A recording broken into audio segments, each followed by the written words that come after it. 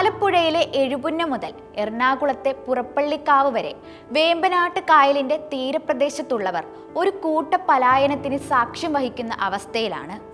ഏറ്റവും ദുരിതപൂർണമായ അവസ്ഥയിലൂടെയാണ് അവർ ഇപ്പോൾ കടന്നുപോയിക്കൊണ്ടിരിക്കുന്നത്.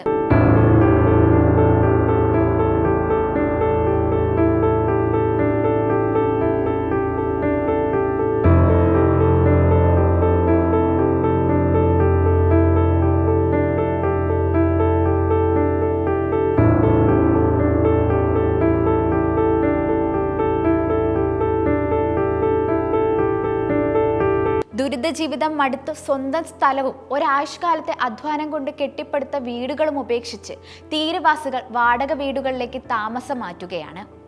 ഇത്തരത്തിലെ ദുരവസ്ഥയ്ക്ക് കാരണം ദക്ഷിണ ആഫ്രിക്കൻ തീരത്ത് ഉത്ഭവിക്കുന്ന സമുദ്രജല പ്രവാഹം ഇന്ത്യൻ മഹാസമുദ്രത്തിലെ പ്രവാഹവുമായി കൂടിച്ചേർന്നുണ്ടാകുന്ന ലാറ്ററൽ സ്വെൽ അഥവാ കള്ളക്കടൽ എന്ന പ്രതിഭാസം കാരണമാണ്.